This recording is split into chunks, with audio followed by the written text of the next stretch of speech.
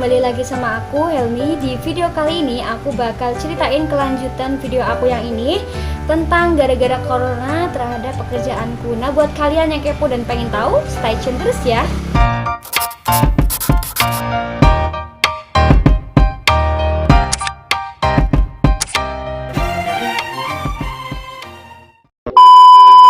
Oke guys, seperti yang kalian tahu bahwa corona ini belum hilang di bumi kita yang tercinta ini dan negara kita Indonesia yang tercinta ini. Dan dampaknya juga semakin kesini semakin banyak sekali yang kena, termasuk dari kerjaan aku. Dan di sini aku bakal ceritain kelanjutan dari video aku sebelumnya itu, ya. Jadi di video aku yang sebelumnya itu, aku itu lebih menceritakan dari dampak corona terhadap pekerjaan secara bisa dibilang itu secara nggak langsung gitu ya. Gitu. Jadi semua orang juga merasakan kayak gitu dan karyawan dari tempat kerja aku juga gitu. Tapi di sini aku mau lebih memperjelas dari hasil corona ini, bukan hasil sih, dari ada kelanjutannya dari video aku yang sebelumnya itu. Jadi kemarin tepat pertanggal 30 April ya, April itu aku dan teman-temanku dapat gaji. Yang kemarin aku juga udah ceritain, dapat gaji setengah dari yang biasanya, tapi nggak apa-apa. Dan yang sangat disayangkan itu, aku dan teman-temanku merasakan hal yang sama kayak orang-orang di luar sana.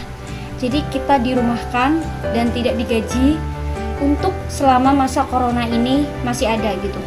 Tapi ketika nanti kalau seandainya corona ini udah hilang, aku dan teman-teman aku, karyawan yang lainnya, masuk lagi tanpa adanya probation kayak gitu, seperti kayak ngelamar ulang lagi di tempat kerja yang biasa. Enggak, jadi kita itu seperti ya kayak dirumahkan, benar-benar dirumahkan tanpa adanya gaji gitu. Dan untuk yang gak dirumahkan itu dari tempat kerja aku itu cuma 4 orang, dan 4 orang itu kalau aku bilang itu orang yang penting sih kayak gitu, kayak yang jaga keamanan, terus kepala stafnya dan 3 kepala stafnya juga yang tetap bekerja di sana kayak gitu. Dan dari dampak ini juga aku benar-benar kerasa, dimana aku ini kan di Semarang itu kan ngerantau, terus ngekos juga gitu. Setelah adanya pemberitahuan dari tempat kerja aku bahwa aku bakal dirumahkan, salah satu orang yang dirumahkan, aku segera langsung banget untuk keluar dari kosan aku. Dan kosan aku itu waktu itu aku keluar kalau nggak salah tanggal 2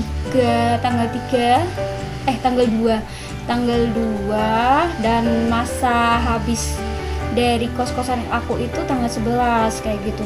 Terus aku pikir daripada uangnya ini berkurang untuk kos-kosan dan nggak tahu ke depannya kayak gimana, mending aku pulang kampung gitu. Pulang kampung itu aku bikin surat kesehatan ke klinik kayak gitu, klinik terdekat di Semarang, untuk menyatakan bahwa diri aku sehat, dari cek suhu tubuh dan segala macem, untuk diminta suratnya untuk dijaga-jaga ketika nanti pulang di jalan itu aman-aman aja gitu. Dan tepat hari setelah aku keluar dari kos-kosan, hari berikutnya aku langsung cari travel untuk pulang kayak gitu, untuk pulang. Dan alhamdulillahnya masih ada pulang ke Cilacap. Abis pun kalau seandainya aku nggak kerja terus di Semarang, nggak ngapa-ngapain juga, terus nggak ada kegiatan, nggak ada penghasilan, jadi aku pikir aku mending pulang aja. Dan ini sangat terpaksa gitu aku pulang. Dan akhirnya barang-barang aku semua dari dalam kos-kosan ini aku titipin ke teman aku yang sekiranya cukup di kontrakannya kok teman aku. Di situ aku taruh di situ sebagian, dan aku bawa kayak baju sedikit lah gitu, dibawa pulang ke rumah kayak gitu.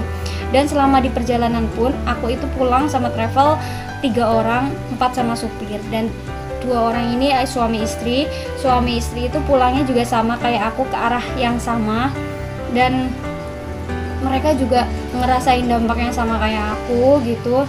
Dan yang bikin aku kayak takut, sebenarnya tuh takut banget soalnya tuh ada berita-berita kalau orang yang mudik itu bakal dicegat sama polisi, terus bakal dibalik lagi ke Semarang.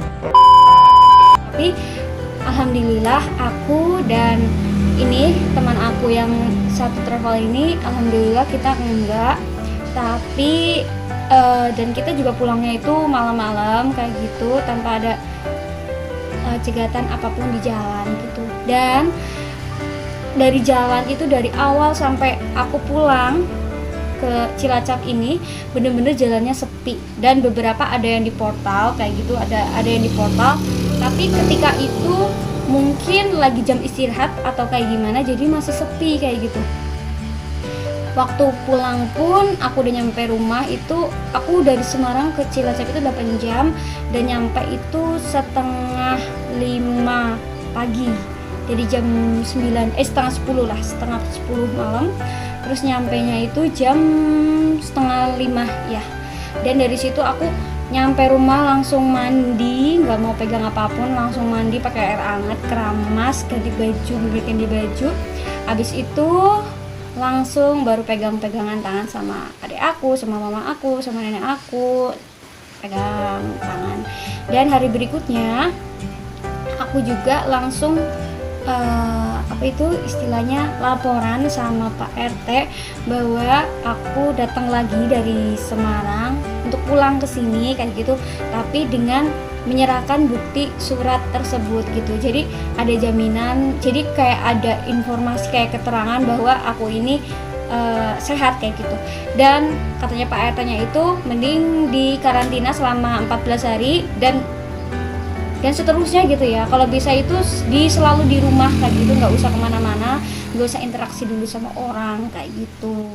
Dan selama di rumah pun aku ya kayak biasa kayak gitu, beberes, nyapu, terus tidur, bantu mama masak kayak gitu, terus bikin video-video, terus foto-foto pre-love baju yang gak kepake aku pengen jualin. Jadi aku cari kegiatan gitu selama di rumah, selama masa karantina ini. Dan buat kalian juga yang merasakan hal yang sama kayak dirumahkan juga gitu sampai corona itu hilang, semoga yang gak bisa pulang tetap sehat di sana dan selalu jaga kesehatan juga di sana. Kita sama-sama berdoa, terus sama-sama berdoa biar corona ini cepat hilang, biar kita bisa aktivitas kembali kayak sedia kala gitu. Kangen gak sih kita liburan, jalan-jalan, ngobrol sama temen, nongki-nongki gitu, kumpul-kumpul, dan sekarang tuh kayak gak bisa gitu. Kayaknya itu kayak udah 2 bulan ya corona ini di Indonesia gitu. Dan aku sangat rindu banget, kangen banget sama kegiatan yang seperti itu. Sebelumnya kita ngeluh kan, kita kerja terus nih capek, sedangkan sekarang kita di rumah kan bener-bener udah bosen, pengen keluar dari ini semua kayak gitu. Jadi kita semua juga harus jaga kesehatan di rumah, nggak boleh keluar dulu lah pokoknya biar corona ini cepet hilang kayak gitu. Bosen gak sih di rumah gitu kan, di rumah terus kayak gitu. Dan buat kalian juga yang di rumah atau yang di kos atau yang nggak bisa pulang ataupun yang udah pulang, yuk kita bikin kegiatan apa yang lebih bermanfaat. Mungkin kayak anak kos kayak gitu biasanya jarang masak atau apapun, jadi kita jadi sering masak, terus bantu-bantu juga, terus eksperimen jualan kayak gitu. Pokoknya kita semua dicoba. Dan untuk masa pandemi ini tuh biasanya tuh enggak biasanya sih, emang iya ada sisi positifnya. Jadi mau nggak mau kita harus mengeksplor diri kita untuk mengetahui seberapa kemampuan kita itu. Mungkin kalau yang jualan seberapa jauh, seberapa hebatnya dia berjualan, suksesnya dia berjualan, dan seberapa pinternya masak kalian. Aku juga belajar masak terus-terusan selama masa karantina ini biar bisa tambah pintar kayak gitu. Dan aku juga pengen jualan-jualan juga kayak gitu. Aku juga foto-foto baju pre-love aku yang nggak kepake, bener-bener nggak kepake tapi masih bagus kayak gitu. Terus mancing sama adik aku di belakang kayak gitu. Kemarin juga aku habis beli ikan gitu, niatnya itu aku pengen punya ikan di sana, di balong kayak gitu. Kalau di sini tuh bahasanya balong, mungkin bahasa Indonesianya itu empang gitu. Aku beli ikan emas 100.000 dapat dua plastik kayak gini, 2 plastik. Dan aku seneng banget, dan itu kayak peliharaan di rumah. Jadi ketika nanti mungkin nih mau makan ikannya udah besar kayak gitu. Dan di rumah juga ada tanaman banyak kayak gitu. Kalian nanti aku kasih lihat deh fotonya, banyak banget tanaman di sini dan tumbuh kayak bunganya cantik-cantik banget deh pokoknya. Dan apalagi ya, sebenarnya tuh dari sini juga aku juga berusaha untuk mungkin cari pekerjaan yang lebih baik lagi kayak gitu kan dari masa ini kayak gitu. Jadi aku itu nggak diem aja di rumah kayak gitu, nggak cuma tidur nonton TV enggak. Jadi aku juga pengen explore, pengen tahu, cari kerjaan lagi gitu. Kalaupun apa ya untuk ngisi waktu luang aja sih kayak gitu. Dan biasanya tuh aku juga ada rasa minder sih sama teman-teman aku ya, walaupun teman-teman aku dirumahkan tapi mereka masih kayak aktivitas bekerja, emang masih dikontrak gitu untuk bekerja tapi di rumah gitu. Beda sama aku, mungkin aku kurang bejo atau gimana, dan aku Kadang merasa insecure untuk hal itu gitu. aku pengen kayak teman-teman yang lain kerja di rumah kayak biasa, cuma kerjanya di rumah kayak gitu. Jadi aktivitas biasa, ada aktivitas yang beneran kerja kayak gitu. Semoga di bulan Ramadan ini sebentar lagi corona hilang di bumi kita, di kita yang tercinta. Semoga coronanya cepat hilang di bumi ini dan di negara ini, di semua negara pokoknya semuanya hilang, dan kita bisa aktivitas lagi, kembali normal lagi, biar kita bisa aktivitas lagi kayak biasanya. Ya segitu aja teman-teman video dari kelanjutan dari video aku yang ini. Dan buat kalian yang kepo dan pengen tahu video apalah aja yang bakal selanjutnya aku buat dan aku upload, jangan lupa untuk diklik tombol subscribe-nya dan klik juga tombol loncengnya, jadi kalian tahu ada informasi kalau aku bikin video lagi. Dan jangan lupa untuk like, komen, dan share ke sosial media yang kalian punya ya. Bye bye.